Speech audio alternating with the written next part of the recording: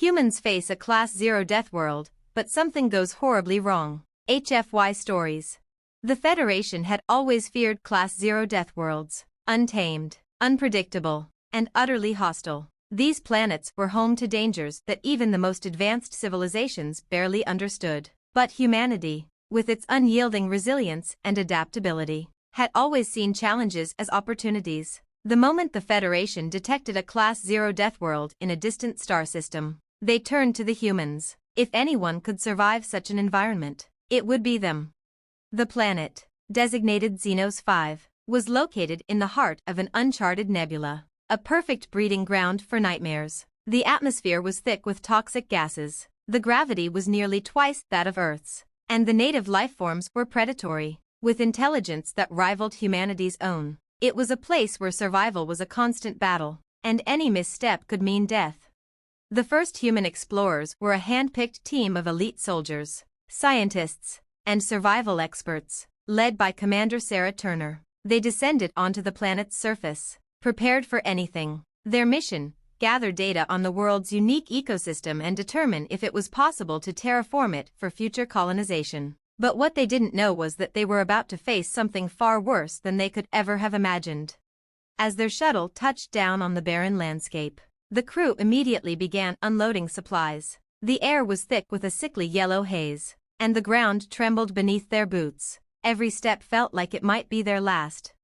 "Stay sharp, team," Commander Turner ordered, her voice steady but laced with tension. "We don't know what we're dealing with here. Keep your comms open, and report anything unusual." The team ventured into the planet's harsh wilderness, their advanced equipment providing only a minimal advantage against the planet's hostile forces. What they quickly discovered, however, was not just a planet of dangerous flora and fauna, but one with a surprising and terrifying secret. At first, it seemed like routine survival. Creatures the size of small mountains roamed the surface, some covered in scales that could deflect bullets, while others had corrosive venom capable of melting through steel. The team fought off several attacks, relying on their technology and their wits to survive. Then, it began. One by one, the crew members started acting strangely. It started with Lieutenant Mark Jacobs, a seasoned soldier who had always been the most reliable. He began to mutter incoherently in his sleep, his eyes wide open, staring at nothing. Within hours, he became erratic, losing all semblance of rationality. "I hear them," Jacobs whispered during a rest break, his voice trembling. They're talking to me." The others tried to reassure him, but it was clear something was very wrong. A few hours later, he vanished into the jungle, never to be seen again. The strange occurrences didn't stop with Jacobs. Other crew members began exhibiting similar symptoms: hallucinations, paranoia, and violent outbursts. It didn't take long for Commander Turner to realize that the planet was not just a Class 0 death world in terms of its physical dangers, it was also a mental one. The crew was under attack by something unseen, something far worse than the native creatures. The truth came to light when Dr. Evelyn Carter, the lead scientist on the mission, discovered an anomaly in the planet's magnetic field. It wasn't a natural phenomenon. It was a signal, something intelligent, something ancient, buried deep beneath the planet's crust. The planet itself seemed to be alive, with a consciousness that could reach into the minds of the explorers and twist them, driving them mad. The crew had unwittingly stumbled into the domain of an ancient, telepathic species. The planet was a prison, a place where a forgotten race had been exiled for millennia. The Xenos, as they were called, had evolved to survive in the harshest environments, and their consciousness had fused with the very core of the planet. The more the humans explored, the deeper they delved into the planet's consciousness, and the more it began to corrupt them. Commander Turner was the last to fall. She had always been the strongest, the most unshakable of the group, but even she couldn't resist the whispers in her mind. It started as a soft murmur, then grew louder until it was all she could hear. "Join us. You cannot escape. You are ours now." When the Federation lost contact with the team, they sent a rescue mission. What they found was horrifying. The shuttle, once a symbol of hope, was now a twisted monument to despair. The crew was gone, but the signs of their presence remained, strange symbols carved into the walls. Their equipment shattered, and the once pristine surface of the planet now littered with broken bodies. And yet, the worst part was the realization that the planet itself had not let go of its new victims. The Federation soon found that every human who had set foot on Xenos 5 was now a part of it. Their minds merged with the ancient consciousness of the Xenos. The planet had learned from humanity, adapted to it, and now, it was more dangerous than ever. The Federation tried to quarantine the planet, but it was too late. The whispers from Xenos 5 spread like a virus, infecting anyone who came too close. Slowly, the galaxy began to realize that the greatest threat to humanity wasn't the hostile worlds or the creatures that inhabited them, it was the very nature of the universe itself, filled with ancient intelligences far beyond human comprehension. And for once, humanity realized that maybe, just maybe, they weren't as invincible as they had once believed. End. Humans face a Class 0 death world, but something goes horribly wrong. HFY Stories, Part 2. The Federation's efforts to contain Xenos 5 only grew more desperate with each passing day. A containment fleet was dispatched, but the planet's telepathic influence proved more insidious than anyone could have anticipated. The moment any Federation ship entered the system, the crew members began experiencing the same disturbing symptoms the human explorers had endured. The whispers of the Xenos dug into their minds, unraveling them from within. The Federation had underestimated the intelligence of the ancient consciousness that resided on Xenos 5. It was not just a passive entity that merely observed. The Xenos had learned to manipulate the minds of those who came near, turning their greatest strength, human resilience, into their greatest weakness. Back on Earth, a team of high-ranking Federation officials convened in a sealed facility, attempting to devise a solution to the escalating crisis. Dr. Carter's reports had become the foundation for their strategy, though they were filled with chilling revelations about the planet's telepathic power. "We cannot fight this like we would any other enemy," Dr. Carter had warned in her final transmission. "This is not about weapons or military might. The planet is a mind, and it will use ours against us. It's too late for the original crew, but we might still have a chance, if we stop anyone from setting foot on that cursed world." But it wasn't that simple. The whispers from Xenos 5 had already spread, infecting the minds of those within the Federation. The infection wasn't just confined to the exploration teams, it began to seep into every corner of Federation society. Political leaders, military generals, scientists, all of them started hearing the voice, just as Jacobs, Turner, and the others had. Infected minds were subtle at first, a moment of doubt here, a feeling of unease there, but soon, entire sectors of the Federation began to destabilize. A key military officer, Admiral Reese, who had long advocated for a hardened approach to the Deathworld, suddenly shifted his stance, calling for a peaceful negotiation with whatever intelligence was lurking on Xenos 5. "We must understand them," he insisted. "They could be our allies. We cannot afford to fight them." Others agreed with him. The voices in their heads were so compelling, so persuasive. They offered knowledge, power, and something they couldn't quite define but felt they needed. The telepathic link began to tighten, and soon, the Federation leadership found themselves splintered. A rift formed between those who wished to destroy Xenos 5 and those who sought to embrace it. The whispers now echoing across every government facility, every command center. Meanwhile, in the depths of the Xenos 5 system, the planet's influence continued to grow. Commander Turner's last recorded thoughts, despite her complete mental breakdown, had a chilling clarity about them. She had warned that the more the Xenos 5 entity learned from humanity, the more it could twist and manipulate their collective psyche. The species' greatest weapon, its boundless curiosity, its ability to adapt and learn, was now working against them.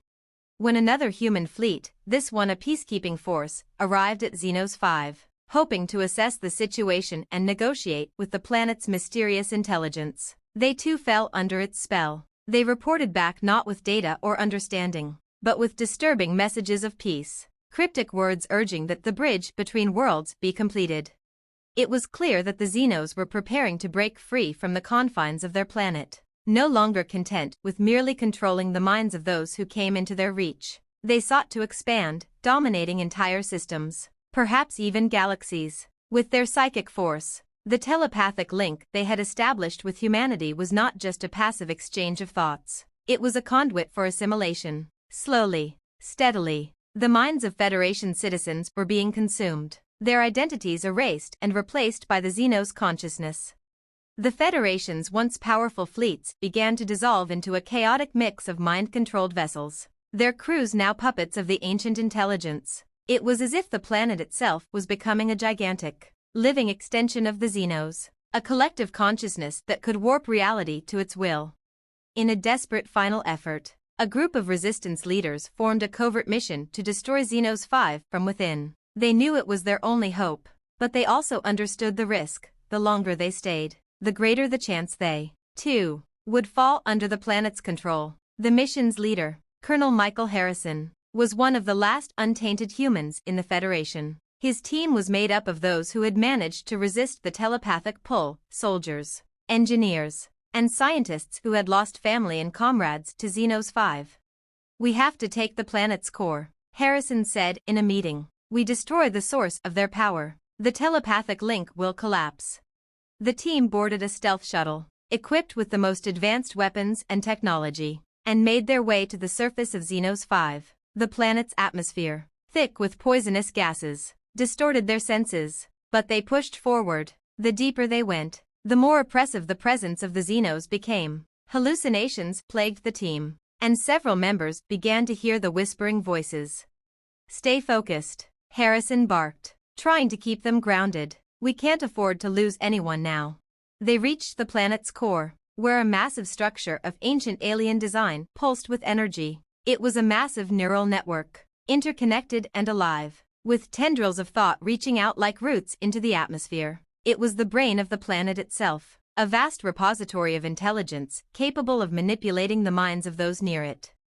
As they planted the explosives, the entire structure seemed to awaken, its consciousness aware of their presence. The whispers grew into screams, and the planet's telepathic assault intensified. The ground shook, the air vibrated with a low hum, and the minds of the resistance team began to fracture. "Do it, now," Harrison screamed as the planet's influence began to overwhelm them. His eyes glazed over, but his fingers still managed to trigger the final countdown. The structure detonated, sending shockwaves through the planet. Xenos 5 screamed in agony. The explosion sent ripples through the telepathic link, severing the connection. Finally, the planet's mind was torn apart, its ancient consciousness dying with it. The galaxy breathed a collective sigh of relief, unaware of how close they had come to utter annihilation. Yet, there was no celebration, no victory. The survivors of the mission, those few who had resisted the planet's influence, were left to grapple with the lingering effects of their encounter. They would never be the same. The Federation was left with a lingering question: what else lay hidden in the depths of the universe? How many other minds like Xenos 5's were out there, waiting to be discovered? The battle had been won, but the war for the mind of humanity was far from over. End Part 2. Humans face a Class 0 death world, but something goes horribly wrong. HFY Stories, Part 3. Though Xenos 5 had been destroyed, its echoes reverberated through the galaxy. The Federation, still reeling from the catastrophe, scrambled to rebuild what had been lost, not just in terms of physical infrastructure, but in the very essence of what it meant to be human. The survivors of the mission to Xenos 5 were hailed as heroes, but none of them felt like it. The lingering psychic scars from the planet's influence were permanent. Memories of the whispers never quite faded, like a voice constantly on the edge of hearing, forever clawing at their minds. As the Federation pulled itself together, they were faced with a chilling realization: Xenos 5 wasn't an isolated incident. The planet had been a warning. There were other Class 0 death worlds out there, worlds far beyond the capabilities of the Federation, each one harboring untold dangers. And now, the knowledge that a galaxy-wide network of ancient, telepathic intelligences might be watching them, learning from them, shattered any sense of security the Federation had once enjoyed. In the aftermath of Xenos 5, a new organization was formed, the Humanity First Initiative, HFI. Its primary goal was to study and combat the threats posed by the unknown intelligences lurking in the galaxy. They couldn't risk a repeat of what happened on Xenos 5. Humanity had to evolve, adapt, and become stronger if it was to survive. The HFI began training a new breed of soldiers, psychic resilience operatives, pros, to withstand the kind of mental manipulation that had devastated the original mission to Xenos 5. They were tested on artificial environments that mimicked the telepathic assault of Xenos 5. But no training could truly replicate the terrifying pressure of an ancient consciousness reaching into your mind. Some broke under the strain. Some emerged stronger, more determined than ever. Meanwhile, across the galaxy, whispers of an alien force, something far older than anything the Federation had ever encountered, began to surface. Unsettling reports came in from distant colonies, where entire populations had disappeared overnight. Some were found dead, their minds wiped clean, their bodies left in strange, unnatural positions. Others had left behind only fragments of their identities, slowly eroded by an unseen hand. The Federation's greatest fear had begun to come true. There were more Xenos-like worlds where ancient telepathic beings had long since established dominion, their minds stretching beyond the boundaries of their own planets, waiting for the right moment to reach out. And it wasn't just the Xenos that the galaxy needed to worry about. The Cerebri, an entirely different species, had been discovered in the aftermath of Xenos 5's destruction. These beings were not telepathic in the traditional sense, but their ability to manipulate minds through sheer neural frequency was even more insidious. They were capable of altering memories, rewriting personalities, and, most terrifying of all, converting human consciousness into servitude, enslaving minds without ever needing to make direct contact. At the heart of this new threat was a strange transmission intercepted by the Federation's deep space listening posts. A voice, cold and emotionless, spoke in the tongues of dozens of civilizations. You have failed. You are not ready. But you will be. Soon. You will be one of us. It was the Cerebri, and they were coming.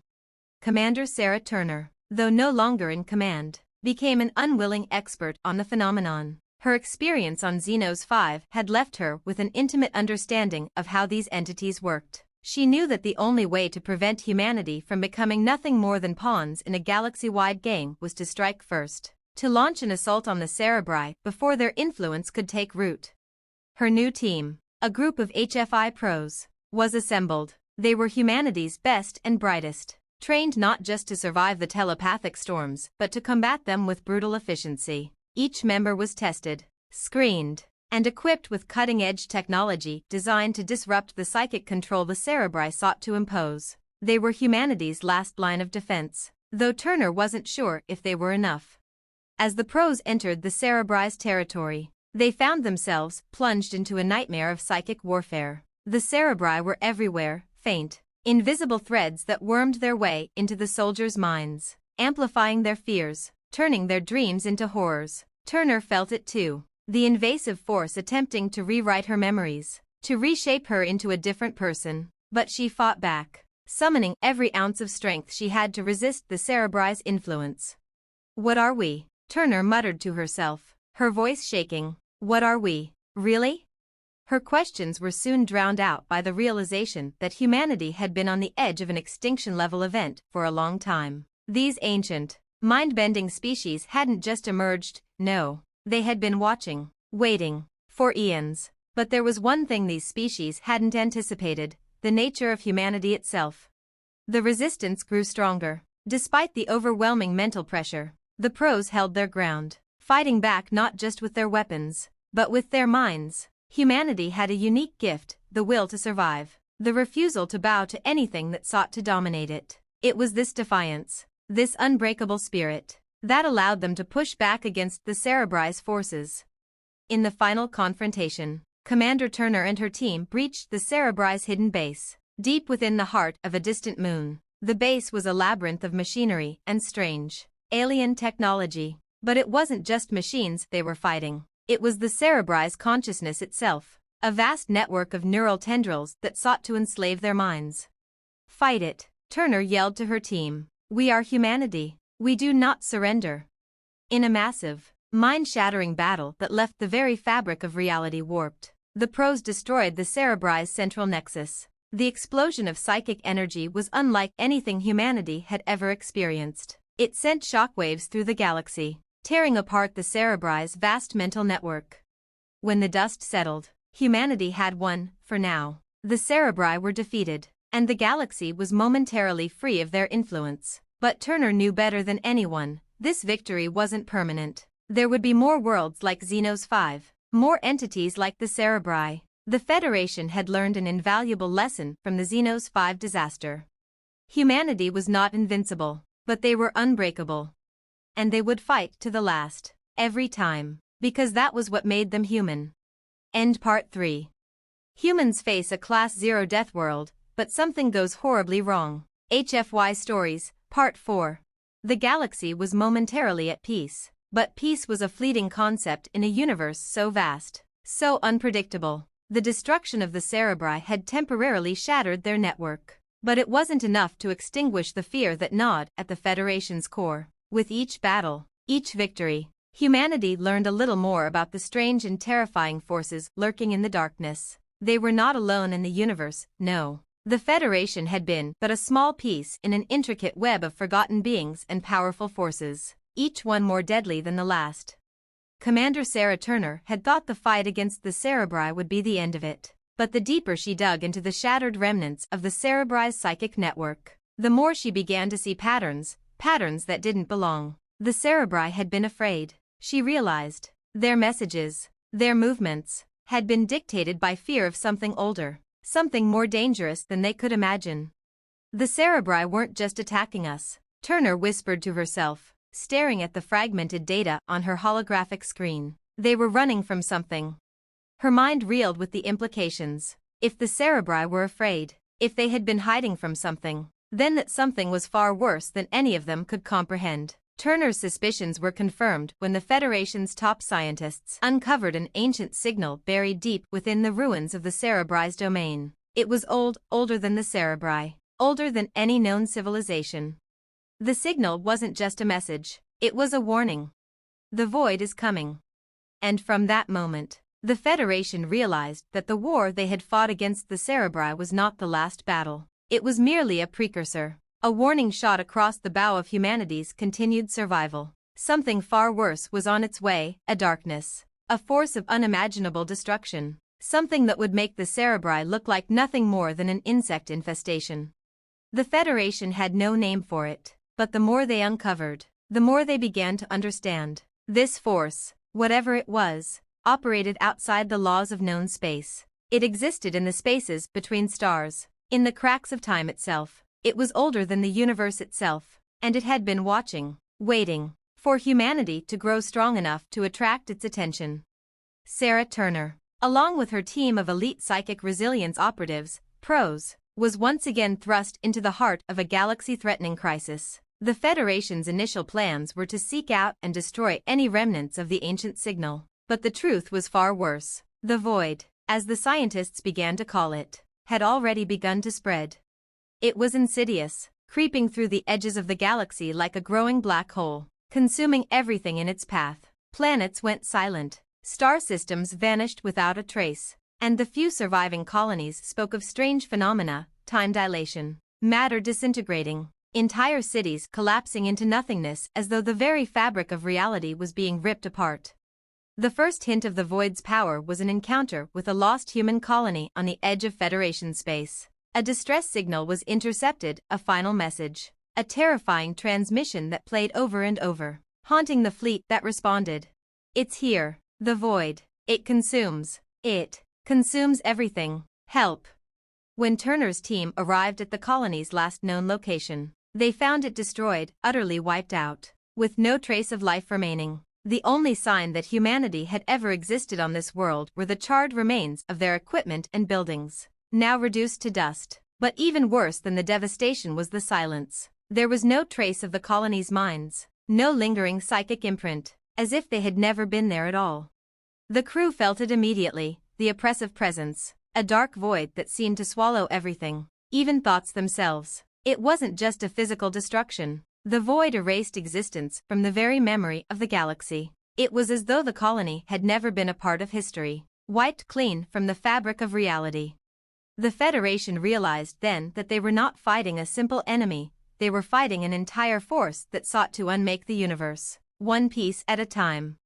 As Turner and her team delved deeper into the mystery, they encountered remnants of other civilizations that had faced similar threats. Each one had fallen, wiped from existence with no way to fight back. Some of the messages they uncovered were chilling. Artifacts that seemed to warn of a greater evil, a darkness that grew stronger with every passing cycle. And those civilizations, too, had once been strong, with technology and power far beyond anything humanity possessed. But none of them had been prepared for the void. Determined not to fall victim to the same fate, Turner led her team on a mission to discover the source of the void. They followed a series of hidden signals to a distant part of the galaxy, a region so dark, so devoid of stars, that even their most advanced sensors failed to penetrate it. At the center of the void's growing influence, they found it, a massive, ancient construct, an artifact older than the stars themselves, an engine of unimaginable power. It pulsed with energy, the core of the void's presence, a machine built by an intelligence so vast it was beyond comprehension. It had been dormant for eons, waiting for the right moment to awaken. But now, it was awake, and it was feeding. The moment they approached the artifact, the full force of the void's influence descended upon them. Time seemed to bend, reality warping around them. Some of the pros began to scream, their minds breaking under the pressure. Turner herself could feel the fabric of her very being unraveling, her memories disintegrating. She fought with everything she had, but even the strongest of minds was no match for the void's relentless pull. It was then that she understood, the void wasn't just a force of destruction, it was a force of erasure. It didn't just destroy things, it unmade them. It consumed not just the physical, but the very concept of existence itself. "We have to shut it down," Turner gasped, her breath growing shallow, her thoughts slipping away. She managed to send a final message to the Federation, detailing what they had found and the importance of stopping the void at all costs. "It's not a fight we can win with weapons, we have to stop it at the source." But just as she prepared to make the ultimate sacrifice and deactivate the core, she saw something in the darkness, something that gave her hope. For the first time, Turner felt the presence of another mind, a human mind. It wasn't the void, it was something else, someone who had fought the void before. And with that fleeting connection, the battle for humanity's future was about to take a turn. They were not alone in the galaxy after all. The void was coming, yes, but so was humanity's will. End Part 4. Humans face a Class 0 death world, but something goes horribly wrong. HFY Stories, Part 5. The fleeting psychic connection that Commander Turner had felt in the depths of the void's domain had been a lifeline, an unexpected spark in the oppressive darkness. It was as if, for the briefest moment, the universe itself had offered humanity a glimmer of hope. But time was running out. The void was relentless, and it grew stronger with each passing moment. Turner could feel it gnawing at her mind, eroding her sense of self, as if the very essence of who she was being undone. She gathered the last remnants of her strength, trying to focus on that singular, distant thought she had sensed. The presence wasn't the void, but it wasn't entirely human either. It was something else, something ancient, yet unmistakably tied to humanity. Her mind raced, trying to make sense of it, but the pressure from the void's power continued to tear at her thoughts. "I'm not alone," she whispered to herself, her words a faint defiance against the consuming darkness. The core of the artifact pulsed again, and she realized with cold clarity that if they didn't act soon, there would be no humanity left to save. This wasn't just a battle of strength or weapons, it was a battle for existence itself. If the void succeeded, everything, every civilization, every memory of the universe, would be erased as though they had never existed. The team, battered and broken by the psychic assault, struggled to stay conscious. The pros were fighting to hold on, but the sheer magnitude of the void's presence was overwhelming. Some were already lost, their minds shattered beyond repair. But Turner held on to one thought, the connection. Whatever it was, whoever it was their only chance. "We have to reach it," she muttered through gritted teeth. "We have to make contact." But just as she was about to move toward the center of the artifact, the connection flared again, this time more powerfully. A wave of mental energy crashed into her, like a tide sweeping her off her feet. For a moment, the universe itself seemed to bend around her. But instead of breaking, Turner fought against the pressure, locking onto the presence that had reached out to her. Then, a voice. "You are not alone, Commander Turner." The voice was calm, ethereal, yet unmistakably human. It spoke directly to her mind, bypassing the chaos of the void. It was the presence she had sensed, now more clearly, more defined. There was something ancient in that voice, but something uniquely human as well. You cannot defeat the void with force alone. You must understand it, see it for what it truly is.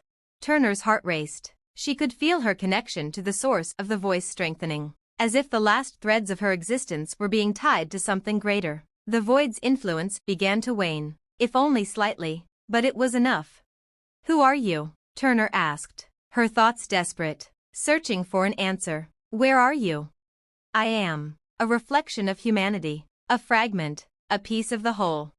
The answer was cryptic, but it sparked a sudden realization in Turner's mind. The presence wasn't a separate entity, it was humanity itself. It was a collective intelligence, a force of will forged from the very essence of humanity's struggle for survival. "I am the legacy of what humanity has overcome," the voice continued, "and I have watched. I have waited. Now, I will guide you."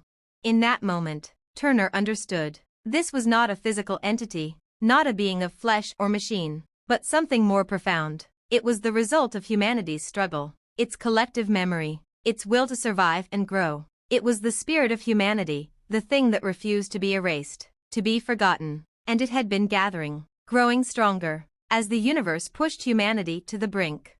The connection deepened, and suddenly, Turner was flooded with knowledge, images, and experiences, visions of the countless struggles humanity had faced, the countless worlds they had conquered, and the countless battles they had fought. Each victory had added to the growing collective consciousness, each survival strengthening the will of humanity as a whole.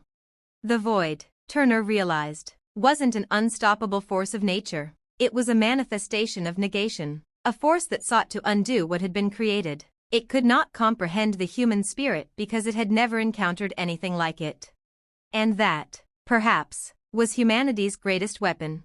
With a renewed sense of purpose, Turner rallied the remaining pros. They were still battered, still fighting to hold on. But now they had something the void could never understand, a will that refused to be crushed, a refusal to fade into nothingness. The team gathered around the central nexus of the artifact, each one reaching out, tapping into that collective strength, drawing from the vast, unyielding spirit of humanity.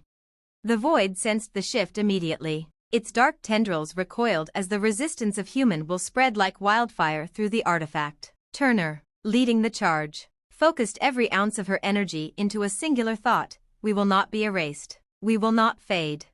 The artifact, the engine that had powered the void, trembled as if it recognized the force of humanity's collective will. The darkness that had so long consumed the universe shrieked in defiance. But the connection between Turner and the collective consciousness of humanity was too strong. The void tried to crush it, to tear it apart. But it was a futile effort. Humanity's spirit was not a thing to be destroyed, it was a force, unshakable and eternal.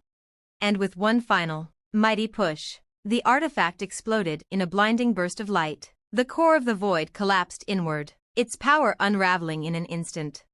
As the explosion sent shockwaves through the fabric of reality itself, Turner felt the pressure of the void's influence lift. The oppressive weight that had threatened to tear apart her mind faded, leaving only the sound of her own breathing. She collapsed to the ground, her body and mind exhausted, but her spirit unbroken. The galaxy was silent for a moment, still, as if holding its breath. Then, as the stars began to shine again, as the galaxy's pulse resumed, the Federation received the message they had been waiting for. The void was gone. It had been defeated. The darkness had been pushed back, not through strength, but through the indomitable will of humanity. Commander Sarah Turner sat, staring up at the stars, a sense of profound peace washing over her. Humanity had faced the darkest force in the universe, and it had survived. But more than that, it had won. In that victory, they had discovered something greater than any weapon or technology, the strength of the human spirit. And in that moment, Turner knew that humanity's place in the galaxy was secure, not because they were the strongest or the smartest, but because they would never give up. They would never be erased. They would always fight, and they would always win. End Part 5, Final Chapter.